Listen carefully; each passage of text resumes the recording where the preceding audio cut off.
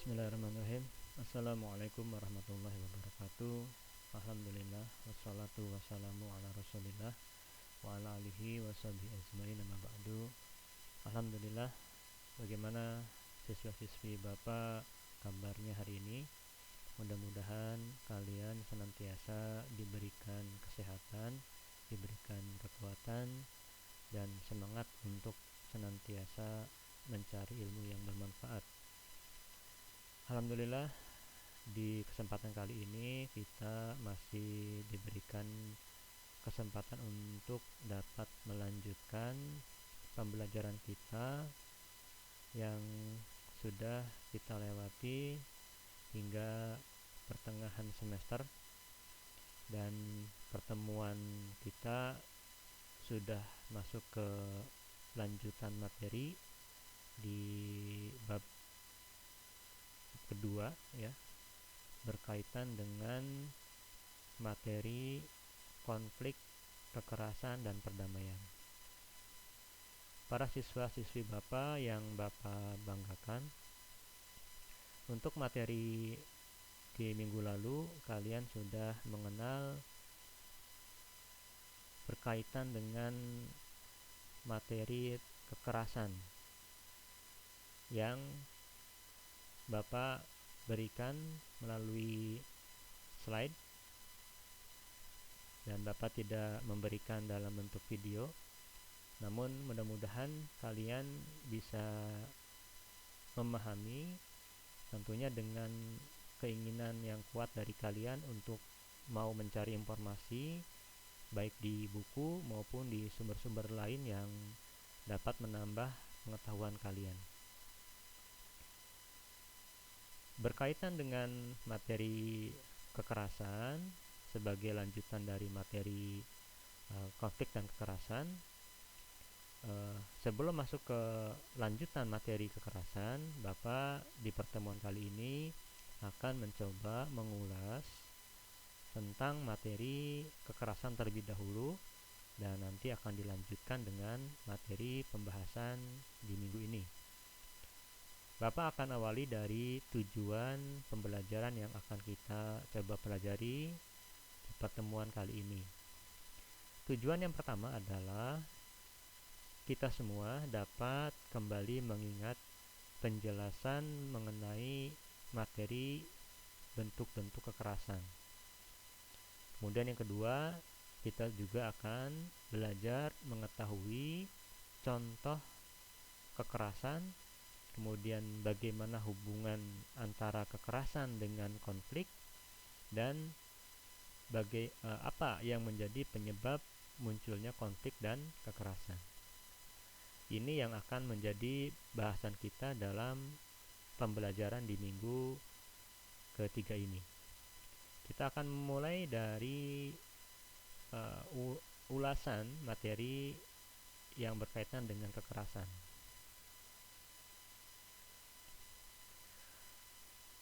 Berkaitan dengan kekerasan yang pernah Bapak berikan materi di minggu lalu,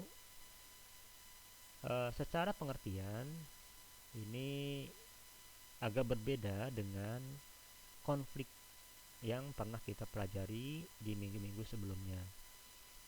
Berbicara tentang kekerasan, pengertiannya adalah sebuah tindakan yang dilakukan oleh individu ataupun kelompok, baik dilakukan sengaja maupun tidak sengaja, yang tujuannya adalah untuk melukai, menciderai orang lain, baik secara fisik, mental maupun sosial.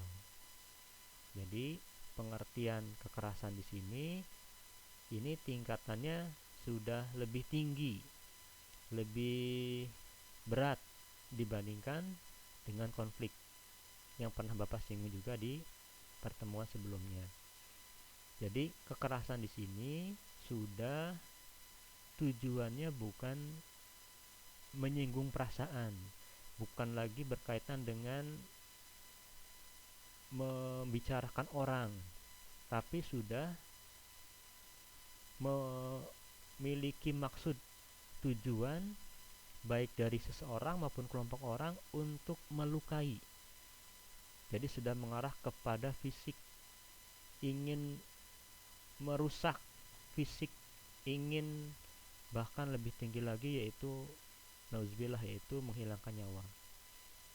Ya, itu berkaitan dengan kekerasan.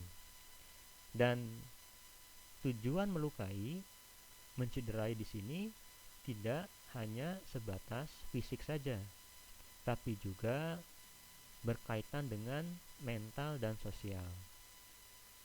Jadi fisik dan mental, bahkan lingkungan sosialnya itu betul-betul menjadi target untuk diganggu, untuk dirusak. Ya, itu adalah kekerasan. Baik, kita akan masuk ke bentuk-bentuk kekerasan dalam masyarakat. Bentuk-bentuk kekerasan di dalam masyarakat terbagi dalam 3 bentuk. Yang pertama, bentuk dilihat dari bentuknya. Kemudian bentuk kekerasan dilihat dari caranya. Yang ketiga, bentuk kekerasan dilihat dari subjeknya atau pelakunya. Untuk bentuk kekerasan dilihat dari caranya, ini yang pertama adalah kekerasan secara langsung atau dikenal dengan direct violence. Apa maksudnya?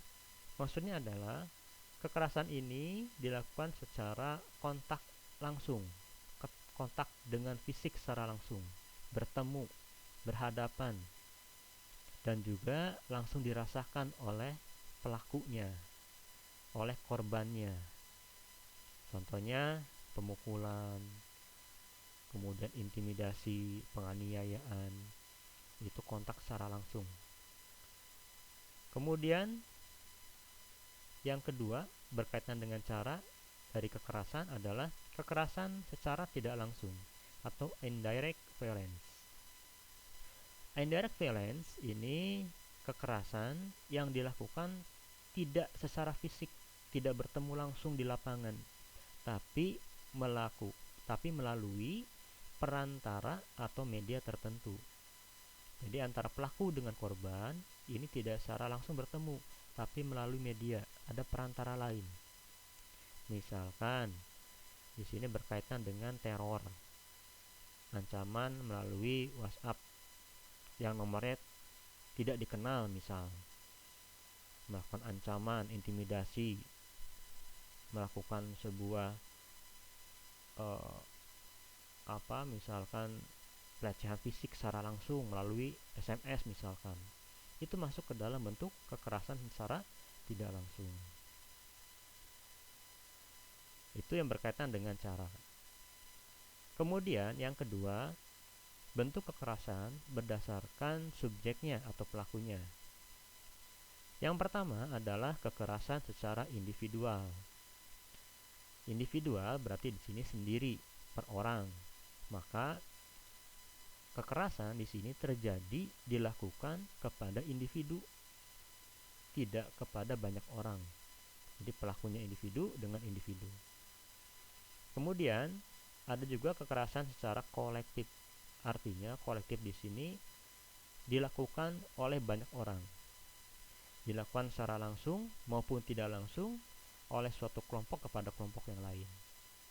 Jadi di sini pelakunya lebih dari satu, dan mereka melakukan sebuah aksi kekerasan. Contohnya ya, kalau kita lihat ya, seperti misalkan tawuran pelajar, itu contoh dari kekerasan kolektif, yaitu berkaitan dengan para pelakunya ya.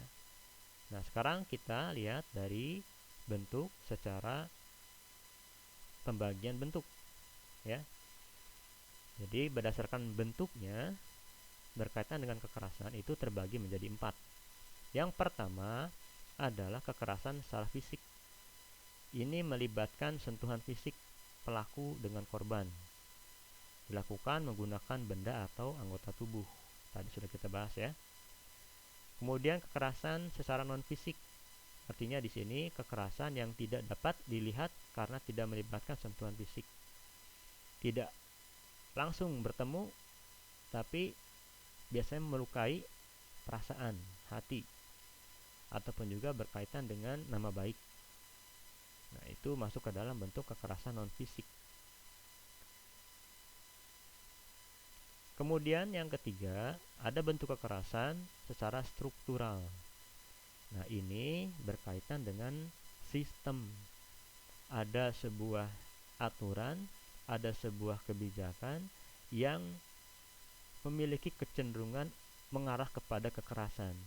Biasanya, kalau bentuk kekerasan secara struktural, ini berkaitan dengan adanya aturan lembaga atau aturan negara atau aturan yang dibuat oleh penguasa yang cenderung mengarah kepada kekerasan. Misalkan adanya perlakuan yang berbeda antara pejabat dengan rakyat biasa terkait dengan hukum, maka masyarakat akan merasakan ketidakadilan. Mereka yang punya kekuasaan ketika melakukan sebuah kesalahan atau pelanggaran dibiarkan, bahkan cenderungnya mereka diberikan keleluasaan, diberikan kemudahan, sedangkan rakyat kecil yang tidak punya apa-apa itu cenderung diberikan sanksi yang tegas. Nah, hal ini kalau dibiarkan akan mengarah pada kekerasan, akan menimbulkan tindak ketidakadilan, dan di masyarakat akan menimbulkan tindakan main hakim sendiri.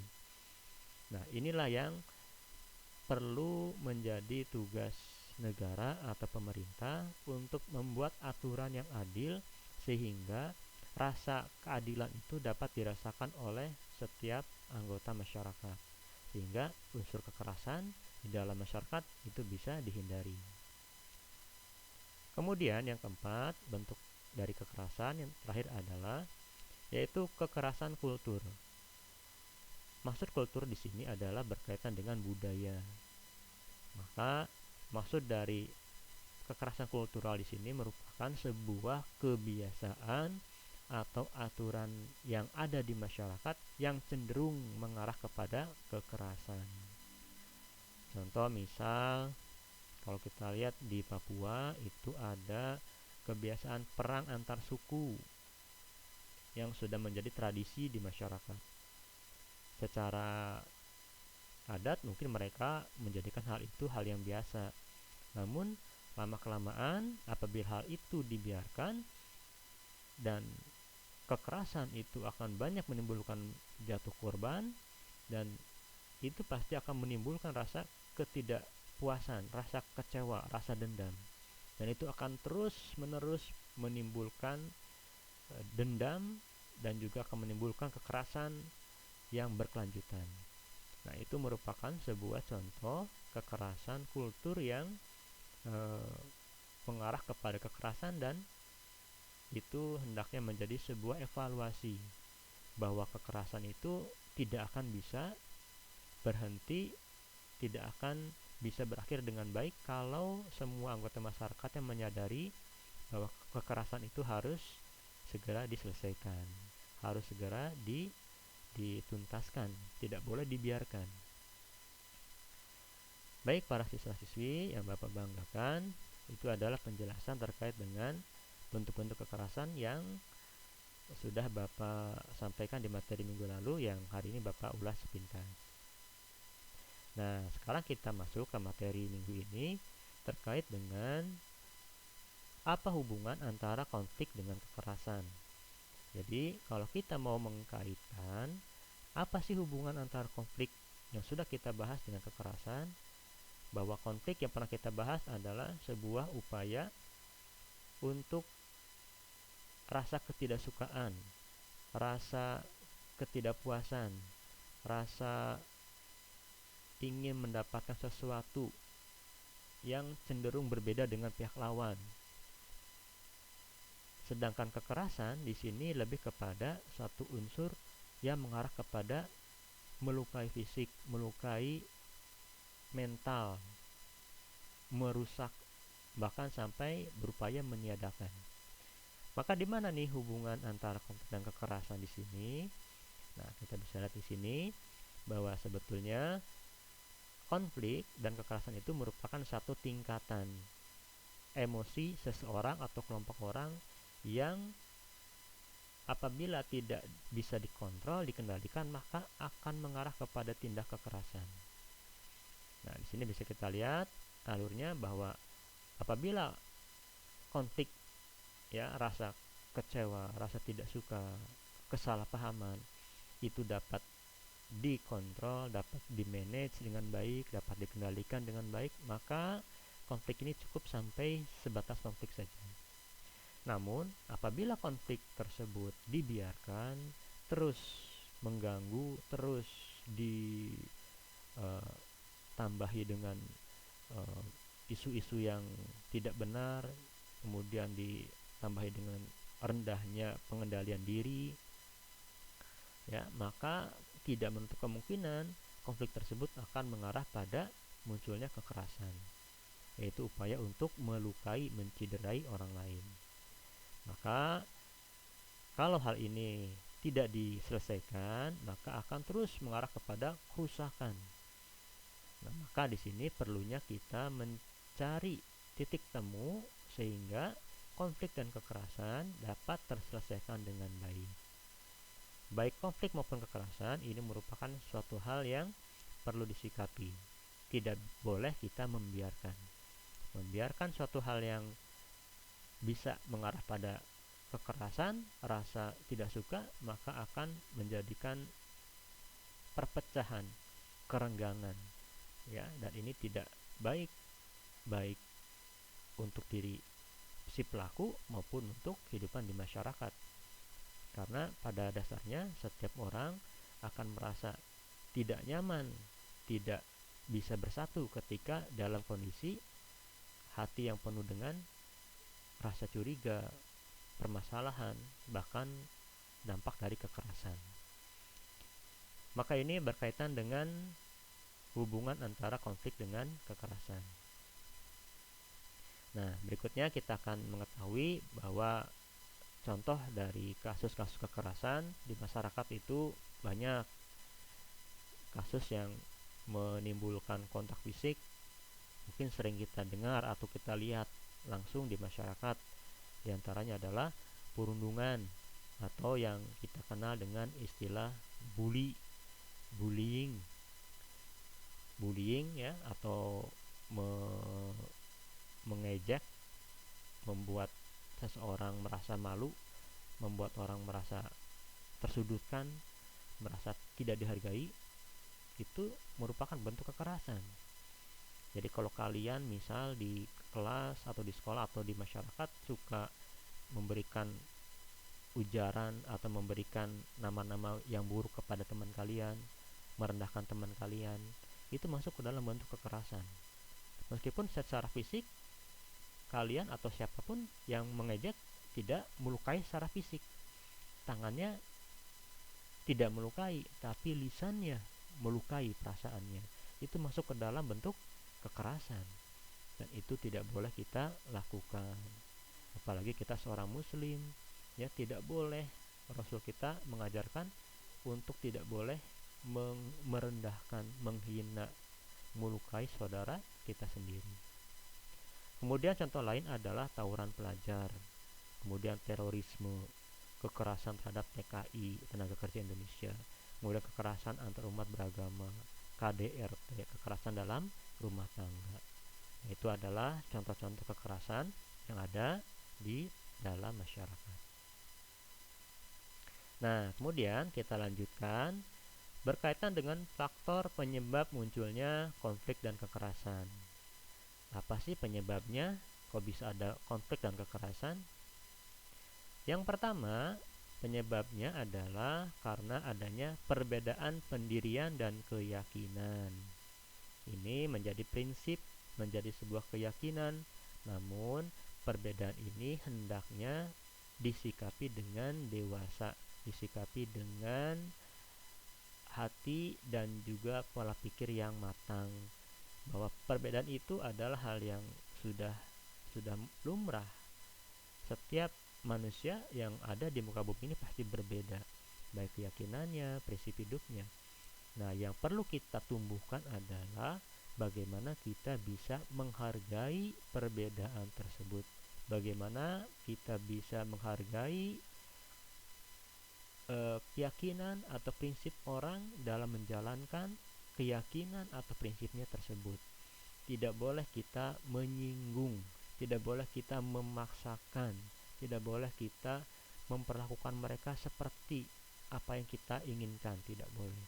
Karena setiap orang memiliki jalan hidup, keyakinannya masing-masing. Yang kedua, yang menjadi penyebab munculnya konflik dan kekerasan itu bisa disebabkan karena adanya latar belakang budaya yang berbeda. Kita ketahui bahwa di Indonesia perbedaan kebudayaan itu sangatlah banyak. Kita memiliki berbagai keberagaman budaya, suku bangsa yang tersebar di Indonesia, dari Papua sampai Aceh itu ratusan, bahkan sampai 500 suku bangsa yang ada. Agama kita di Indonesia lebih dari satu. Kemudian adatnya, tradisinya banyak sekali. Nah, hal itu apabila tidak disikapi dengan kearifan, kebijakan, dan juga kedewasaan, maka akan melahirkan kekerasan. Hal itu hendaknya menjadi sebuah prinsip pada diri kita bahwa keberagaman itu merupakan suatu kekayaan, bukan sebuah perbedaan yang harus dibenturkan. Perbedaan itu merupakan sebuah hasanah, kekayaan yang harus kita hargai. Tidak boleh kita memaksakan, bahkan memiliki kecenderungan bahwa budaya A, B, atau kami yang lebih baik, yang lebih unggul dibandingkan yang lain. Itu juga merupakan prinsip yang keliru, bahwa budaya di setiap daerah, suku bangsa di setiap daerah, tradisi di setiap daerah itu memiliki nilai-nilai tersendiri bagi masyarakatnya. Kita diharapkan bisa menghargai perbedaan tersebut. Kemudian penyebab lain adalah munculnya kekerasan adalah karena perbedaan kepentingan. Adanya motif-motif tertentu, ambisi tertentu, kekuasaan tertentu yang motifnya adalah ingin mencari dukungan, ingin mencari kekuasaan, ingin mencari materi, mencari kedudukan, dengan mengenyampingkan nilai-nilai, norma-norma yang ada di masyarakat. Ini pun akan berdampak pada munculnya kekerasan. Contoh di sini perbedaan kepentingan antara pedagang kaki lima dengan pejalan kaki dalam memanfaatkan trotoar, ya dapat menimbulkan konflik. Ya, jadi kepentingannya berbeda. Kepentingan ingin mendahulukan kepentingan dirinya sendiri atau kelompoknya. Nah, yang lain juga sama. Kelompok saya lah yang lebih diutamakan. Sayalah yang harus lebih didahulukan. Ketika semua orang punya prinsipnya seperti itu, maka ya tinggal menunggu konflik dan kekerasan. Maka di sini perlunya ada kedewasaan, perlunya ada kebijaksanaan dalam menyikapi suatu masalah. Kemudian yang terakhir adalah munculnya penyebab konflik dan kekerasan adalah karena tidak mampu menyikapi perubahan sosial yang terjadi. Ya, di sini ketidakmampuan sikap mental terhadap perubahan yang terjadi ini dapat berakibat munculnya konflik dan kekerasan. Prinsip yang kaku, tidak mau melihat perubahan ke depan, adanya keyakinan atau prinsip yang tidak logis, tidak rasional, cenderung memaksakan dengan hawa nafsunya, maka ini menjadi penyebab munculnya konflik dan kekerasan. Ya, contoh kita lihat yang pernah terjadi, yaitu munculnya ojek online. Yang dahulu belum pernah ada ojek online, adanya ojek konvensional, ojek yang mangkal di perempatan. Namun ketika masuk teknologi, munculnya handphone, internet semakin berkembang, maka masyarakat membutuhkan sesuatu yang lebih mudah. Orang-orang lebih mencari hal yang sifatnya mudah, maka dibuatlah ada istilah ojek online.